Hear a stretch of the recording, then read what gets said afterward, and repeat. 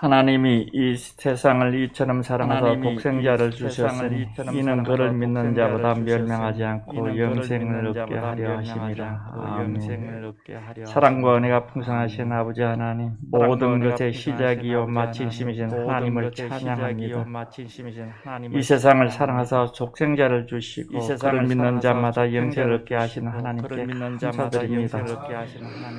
우리의 참 소망이신 아버지 하나님, 올 한 해를 뒤돌아보면 하나님께서 받은 은혜는 너무나도 크고 많으나 이 시간 하나님께 올려드릴 것이 지극히 작은 우리의 초라한 모습을 고백하오니 주님 저희들을 용서하여 주시옵소서.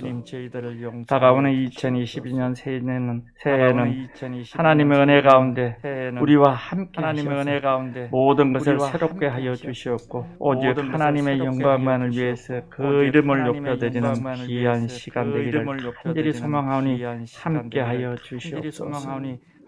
세상은 어둡고 탁합니다. 코로나의 역병은 잠잠할 줄 모르고 확진자는 계속 늘어나고 우리들의 삶은 고통과 절망으로 내몰리고 경제의 것은 보이지 않고 막막한 절망만이 밀려오고 있습니다. 자비하신 아버지 하나님, 하지만 하나님은 언제나 저희들에게 가장 선하고 아름다운 삶을 허락하시듯이 믿는 저희들에게 오직 하나님만 의지하며 달려가게 하여 주시옵소서. 우리의 삶을 언제나 하나님의 말씀에 맞추어 나가게 하옵시고 항상 하나님의 뜻이 무엇인지 묻고 하나님께서 기뻐하시는 삶을 살아가게 하여 주시옵소서. 이번 마라나타 특별 예배를 통해서 흐트러진 우리의 마음이 하나님께 모아지게 하여 주시옵소서. 은혜가 풍성하신 아버지 하나님, 새해에는 365일 가고 싶은 교회라는 목표를 가지고 힘차게 일어서려고 합니다. 저희 장성교회를 축복하셔서 교회가 회복되어지고 우리의 믿음이 회복되어지고 우리의 가정과 일터가 회복되어지도록 복의 복을 다하여 넘치도록 채워주시옵소서. 새로이 세워진 각 기관의 사역들을 부흥케 하여 주시옵소서. 교사 및 남녀 구역과 직분자회를 비롯한 남녀 전도회가 하나님의 놀라운 은혜 가운데 성장케 하여 주시옵고 무엇보다도 새해에는 교회 학교가 시작되게 하여 주시옵소서.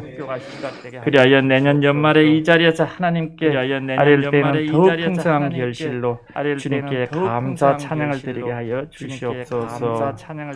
하나님, 사랑의 하나님, 다가오는 3월에는 새로이 선출될 새 대통령 선거위에도 하나님께서 함께 하셔서 선출된 대통령이 하나님을 두려워하고 경외하게 하시고 코로나의 역병들도 하루속히 경멸될 수 있도록 하여 주시옵소서.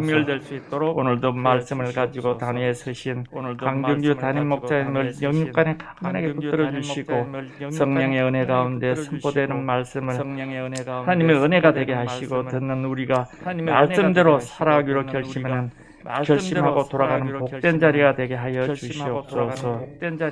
보이지 않는 곳에서 예배를 섬기는 손길들 위에도 주님께서 함께 하셔서 복의 복을 다하여 주시고 올 한 해 우리를 괴롭히던 고통과 괴로움 그리고 우리 마음속에 있던 교만함들을 모두 버리게 하시고 새해에는 사랑과 은혜와 감사함을 가슴에 새겨서 더욱 낮고 겸손함으로 하나님께만 영광을 위해 살기를 간절히 바라며 길이요 진리요 생명이 되시는 예수님의 이름으로 기도합니다.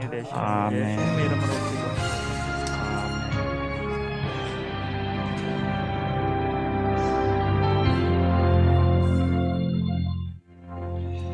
이 시간 함께 나눌 말씀은 야고보서 3장입니다.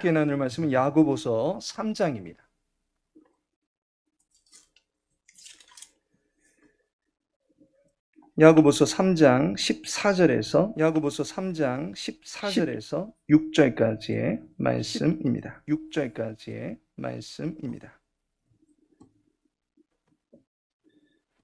야고보서 3장 14절에서 16절까지의 말씀 우리 함께 읽도록 하겠습니다. 그러나 너희 마음속에 독한 시기와 다툼이 있으면 자랑하지 말라. 진리를 거슬러 거짓말하지 말라.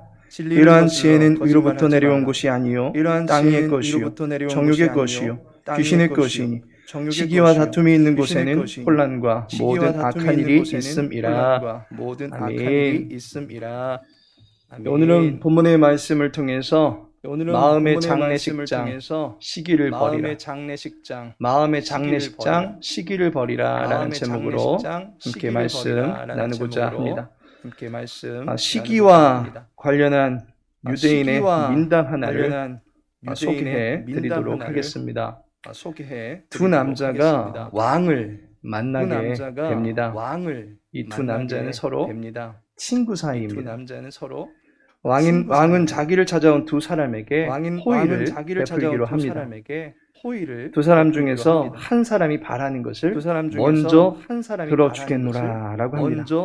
단 먼저 요청한 사람이 바라는 것에 똑같은 것을 두 배를 다른 친구에게 주겠다라고 말하였습니다. 이런 왕의 호의에도 불구하고 두 사람 중 어느 누구도 먼저 어떤 요청도 하지 않습니다. 왕이 주는 선물이니까 아쉽지 않을 만큼의 풍성한 선물을 요청하면 될 것입니다. 또는 한 친구가 먼저 요청해서 왕으로부터 선물을 받고 남은 친구는 두 배의 선물을 받아서 서로 나누어 가질 수도 있을 것입니다. 그런데 두 친구는 어느 누구도 먼저 말을 하지 않습니다. 그 두 친구가 누구인가 보았더니 한 친구의 이름은 욕심이고 다른 한 친구의 이름은 시기였습니다. 시기란 친구는 자신이 먼저 구하게 되면 친구가 자기보다 두 배를 더 받게 되는 그 상황이 불편하게 느껴졌던 것입니다. 욕심도 마찬가지였습니다. 일단은 자신이 다른 친구보다는 더 많은 것을 가져야 되는데 먼저 말하는 순간 덜 받게 되기 때문에 먼저 요청하지 못했던 것입니다. 두 친구는 서로 눈치만 보면서 왕의 호의를 받아들이지 못했습니다. 그렇게 시간이 흐르게 됩니다. 결국 왕은 침묵하고 있던 두 사람을 보면서 그다지 바라는 사항이 없는 것으로 알고 그냥 돌아가라고 손짓을 하였습니다. 이때 시기라는 친구가 왕에게 나와서 요청을 합니다. 왕이시여, 부탁이 있습니다. 그래, 자네의 부탁이 무엇인가? 그러자 시기라는 친구가 왕에게 부탁하기를 자신의 한쪽 눈을 빼달라는 것입니다. 여러분 같으면 금은보화를 달라고 하거나 땅이나 가축 또는 그럴싸한 벼슬자리 하나를 달라고 하고 싶지 않으십니까?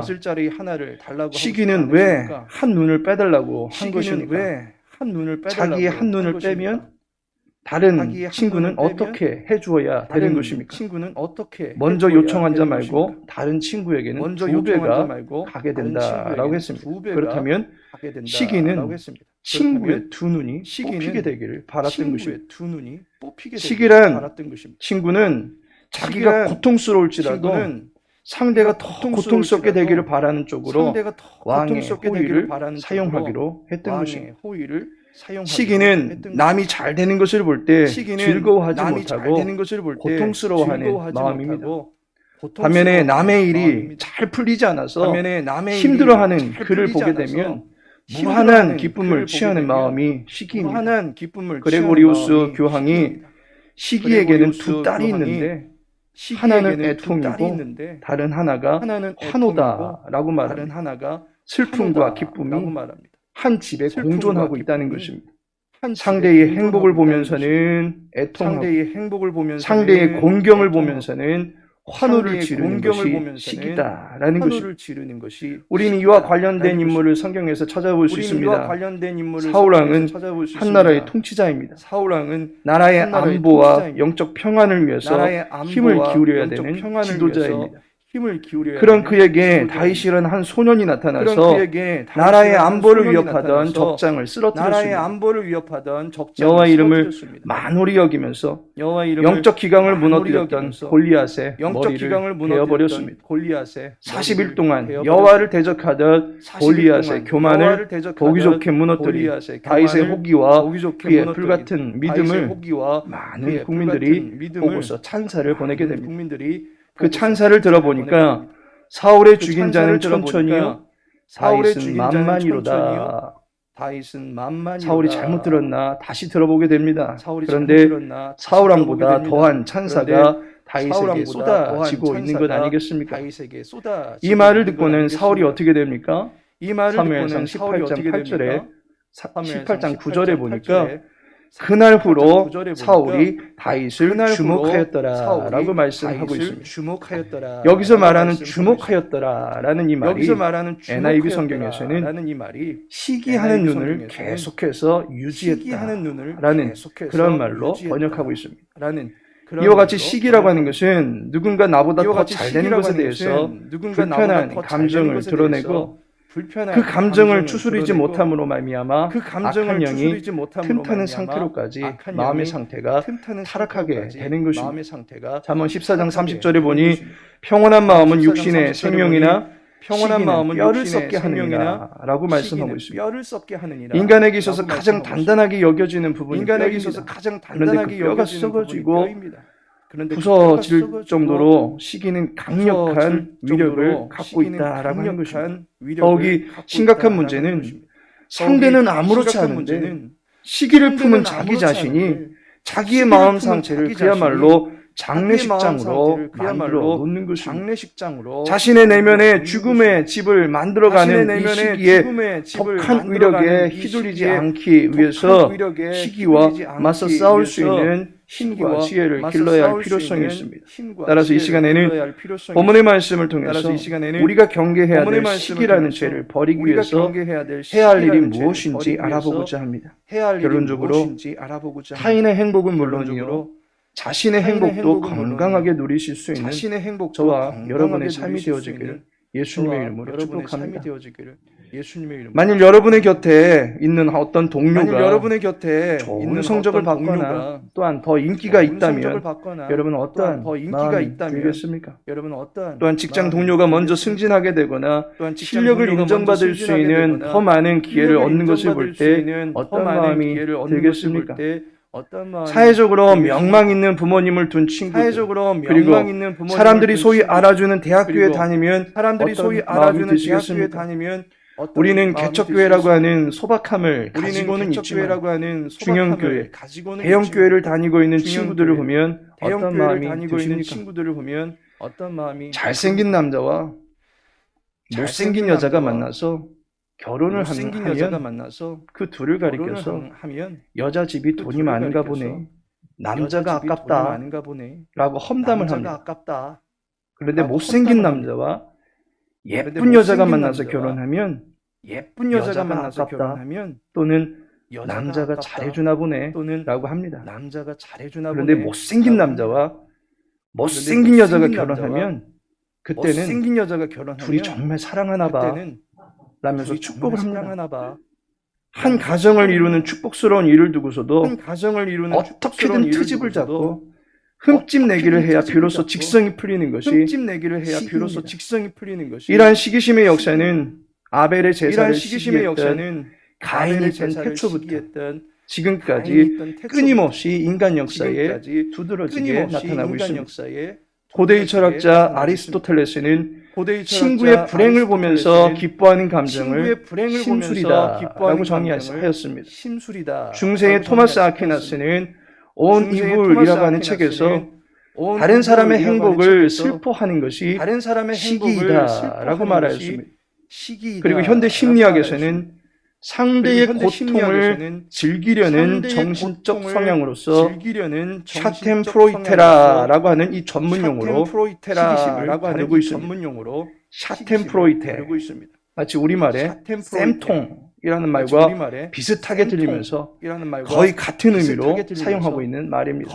상대의 아픔을 보면서 즐거워하기를 바라고 있다는 것입니다. 사탄은 태초 인간이 범죄하여 신락원을 하게 되었을 때에 저주받은 인간의 불행을 보면서 잔치를 하였을 것입니다. 이제 우리는 사탄의 흥을 돋궈주고 있던 기쁨조의 자리에서 탈출할 수 있어야 합니다. 우리는 사탄의 기쁨을 위하여 살아야 하는 존재가 아니라 하나님의 기쁨을 위하여 살아야 하는 존재이기 때문입니다. 따라서 우리의 추락을 기뻐하는 사탄의 기쁨을 조롱하기 위해서라도 사탄과 닮은 마음과 자세를 갖추기보다는 시기심에서 속히 탈출하는 자세가 필요합니다. 그렇다면 이 시기심을 버리기 위해서 우리는 어떻게 해야만 하는 것입니까? 첫째로 하나님이 나의 후원자이십니다 라는 사실을 믿어야 합니다. 15절을 보시면 이러한 지혜는 위로부터 내려온 것이 아니요 라고 말씀하고 있습니다. 앞선 14절에서 마음속에 독한 시기와 다툼이 있으면 이라고 말씀합니다. 독한 시기와 다툼이 있을 때에 이것은 결코 위로부터 주어지는 행복이 아니다라고 하는 것입니다.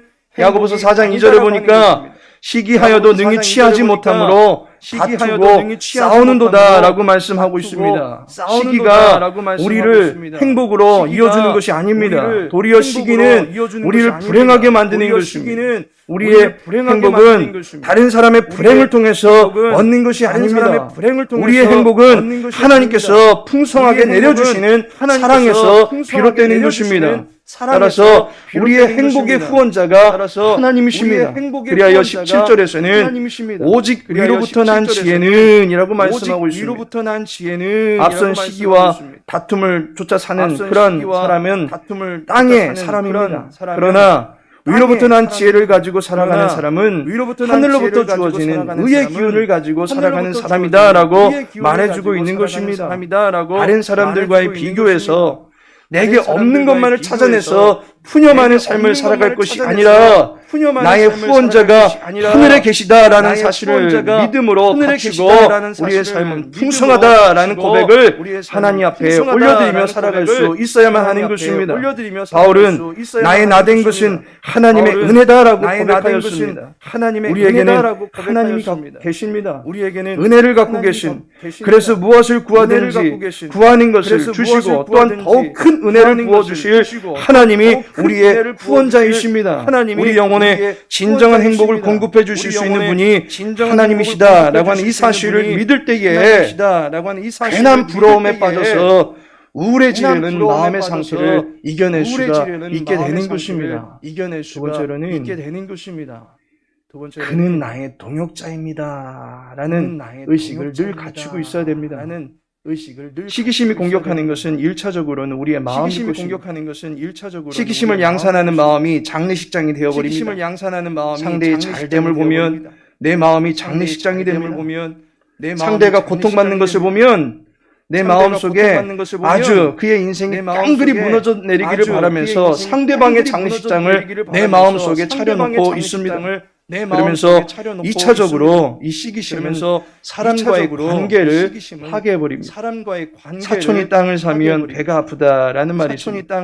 사촌은 인적 관계에서 가장 가까운 사이다라고 볼 수 있을 것입니다. 그런데 그런 관계에 있는 대상이 잘 되면 그것을 보고 배가 아파 하더라는 것입니다. 가까이 있는 사람이 잘 될 때 우리의 마음이 뒤틀어집니다. 절대로 미국에 있는 조나단이 잘 되었다고, 영국에 살고 있는 제임스의 아들이 잘 되었다고 우리의 마음이 뒤틀어지지 않습니다. 옆집 모 집사님네 아들의 출세 소식에 배 아파, 앞집 모 장로님의 아파트값 인상 소식에 배 아파, 건너편 모 권사님이 아들이 또는 딸이 해줘서 해외여행 다녀온 거 가지고 시기하게 되어 있습니다. 시기심은 가장 가까이 있는 사람에게 거리감을 조장합니다. 이럴 때 우리는 성령 하나님을 통해서 서로가 연합된 관계임을 늘 의식해야만 합니다. 우리는 하나님께서 함께하라고 서로에게 붙여주신 동역자들이다라고 하는 의식을 갖고 있어야 됩니다. 때문에 저가 잘됨이 내게도 유익이 된다라고 하는 것을 알아야 합니다. 저의 아픔이 나의 아픔이 된다라고 하는 것을 우리는 인정해야 됩니다. 주 안에서 함께 울고 웃을 수 있는 관계로 하나님께서 우리를 붙여주셨다라고 하는 동역자 의식을 서로 간에 확고히 갖고 있어야만 하는 것입니다. 고린도전서 13장은 사랑장입니다. 그런데 13장 4절에 보니까 사랑은 오래 참고 사랑은 온유하며 시기하지 아니하며 라고 말씀하고 있습니다. 다른 사람을 사랑하는 마음, 말씀하고 있습니다. 곧 다른 사람을 모든 사랑하는 이가 사랑으로 연결된 동역자이다라고 하는 사실을 연결된 인식할 때에 동역자이다라고 하는 사실을 우리는 타인에게 인식할 주어진 복들에 우리는 대해서 타인에게 축하해 줄 수 주어진 있는 복들에 마음을 대해서 키워나갈 수 축하해 줄수 있는 있는 것입니다. 마음을 하나님께서 키워나갈 수 사랑하시는 있는 성도 것입니다. 여러분, 하나님께서 사랑하시는 성도 여러분, 로마서 12장 15절을 말씀합니다. 즐거워하는 자들과 함께 즐거워하고 즐거워하는 우는 자들과 함께 즐거워하고 함께 울라. 우는 자들과 즐거워하는 사람들입니다. 한 사람이 아닌 여러 사람들이 즐거워하게 되는 것은 공동체의 화목을 위해서 일하고 계시는 하나님의 역사입니다. 이때 우리는 시샘하거나 배합할 것이 아니라 하나님께서 그 영혼과 그 사람들을 위해서 일하시는군요. 하나님의 사랑을 받고 믿음의 성숙을 이뤄가는 분들이 제 곁에 있게 해주시니 감사합니다라는 고백을 올려드릴 수 있어야 할 것입니다. 우는 자들입니다. 한 사람이 아니라 여러 사람들이 울고 있습니다. 나만 아니면 돼가 아니라 함께 울어주면서 나를 위로의 도구로 사용하시고 슬픔 중에 고난 중에 더욱 성숙하여질 믿음의 권속들이 고난을 딛고 이겨낼 수 있도록 함께 기도해 주어야 하는 것입니다. 공동체를 건강하게 세워나가시려는 하나님의 마음, 그것은 사랑입니다. 우리의 마음이 시기심으로 만들어지는 것이 아니라 사랑으로 세워지는 예쁜 집이 되어지기를 축원합니다. 겉으로는 공동체가 잘 되기를 바라면서도 속으로는 안 되기를 기원하는 것은 사탄의 마음, 그것은 악입니다. 우리의 마음이 행복을 이루어내신 하나님의 선한 수고에 감탄함으로써 배아파하고 불행하고 우울하게 만들려고 하는 초상집과 같은 분위기가 되지 않도록 주님의 도우심을 구하실 수 있는 저와 여러분의 삶이 되기를 예수님의 이름으로 축복합니다.